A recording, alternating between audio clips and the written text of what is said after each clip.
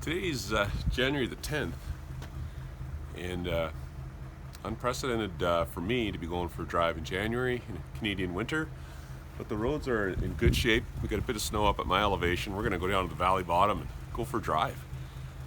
We don't get to do this very often in January. This is cool. Skies look favorable. There's a few snowflakes falling right now, but looking that way, a little cloudy, but the forecast calls for mainly a few clouds and some sun today, so let's go for a drive. Come along.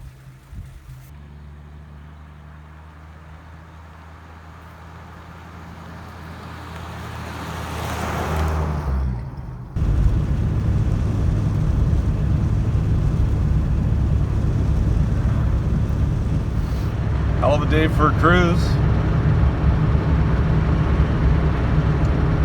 Now today's just one of those days where you just put down the tools, get out and enjoy the car.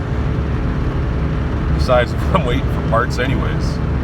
I went online and found a company that sold steering bearings. These things aren't that easy to find from the steering gearbox.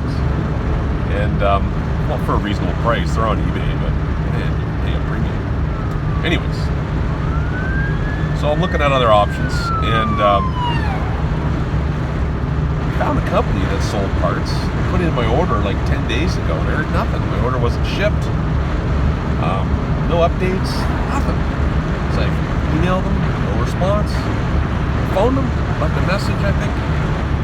No response. Well, maybe I should do a Google search and try and figure out what's going on. And sadly, a fellow that owns the company, I think it's a small family-run business, home-based probably, he passed away in October, unexpectedly.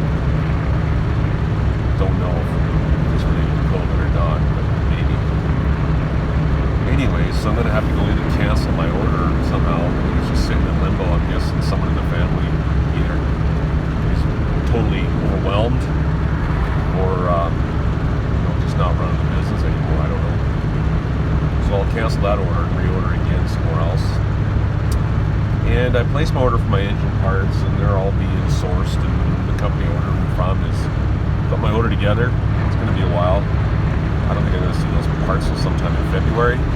You know, I'm kind of reluctant to just keep ripping and tearing more stuff down, taking more stuff apart, because you kind of just digging yourself into a pretty deep hole, and you can. And it depends how you want to do it, but I like driving my cars while I work on them if I can, so I don't want to put the car down indefinitely.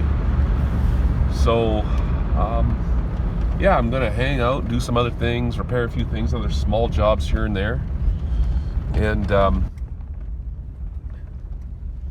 refrain from tearing more things apart if I can, anything too major. I want to get my steering gearbox back together and think about some other smaller projects. Found a place here. The view is fantastic. My cell phone is having trouble adjusting to that. Let's see if I can do something about that. There you go.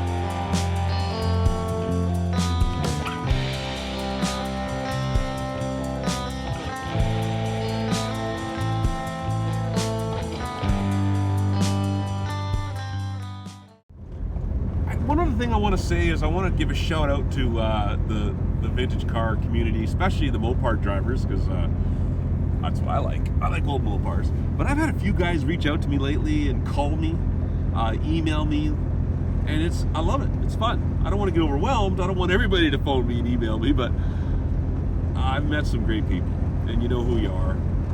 Thanks for reaching out. Thanks for letting me know you enjoy my videos. Man, I appreciate the support I get from people. Lots of great comments. Thank you. Keep the comments coming. The fact that I'm able to help people and people are enjoying what I do, man, that's very rewarding. Love it. So I'm still on the lookout for a local Mopar buddy who wants to just get out and cruise whenever we can. Working on each other's cars. That'd be fun. I'm gonna find one someday. Some guy that's weird and he's into Mopars, old Mopars, flatheads especially. Maybe it would be cool. He has a garage with a lift. That's a friend you want. A garage who has a lift. I don't have a lift.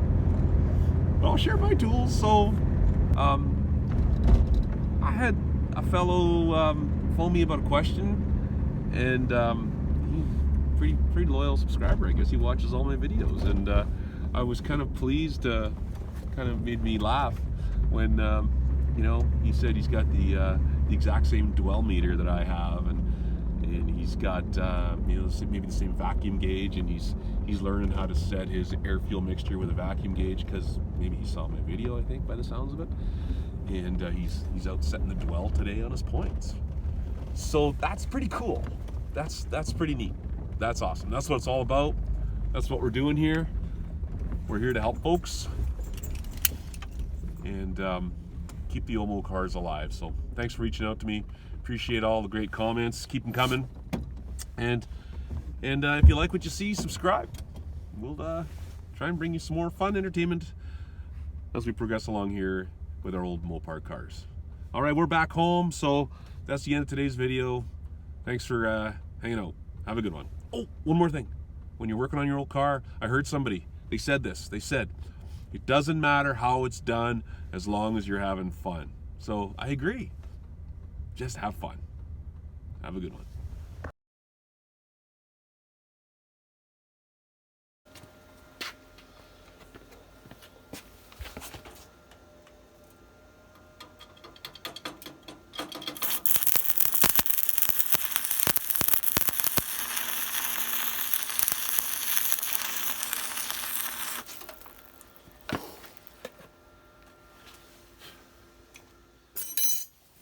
All right, I'm going to share another first. This is my hard nose, and I had a big broken bolt here. It's a 1/2 inch fine, and it broke off. It was seized. I've been spraying penetrating oil in it for a week, more, 2 weeks. And then I got my welder going, finally set up, and I used 3 nuts. I welded 3 nuts to that stud, and it just wasn't biting, just wasn't banging on it. It would break free. And I got no mentor here to teach me, and there's no really instructions that come with a welding book. It just tells you how to turn it on, basically. So trial and error. I'm excited. Finally got that out. I know it's not a big deal to everybody out there that do this all the time. It's not difficult, I guess, but when you're starting from scratch, it's exciting when you finally get a broken bolt out because you had a welder. You figured out how to do it. I went through 3 nuts. This is my last attempt, 4th nut. I was ripping threads off too. I'd get it down there and start prying it open, and then bang, it would rip the threads right out of the bolt. So I thought, well, maybe I'll put a little bit of heat on the bottom side of the nut, down, or the bottom side of the stud here, down this end, get it a little hot, and then come up top quickly and then weld the nut on the top again. And then this time I let it cool properly. I don't think I was letting it cool enough. Maybe I was trying to take it off while things were still cooling. I don't know. Anyways, I let it cool off, and bang, she came out. 4th try. I would say third try is the charm, but some of us are slow learners. That's the 4th try. So there you go.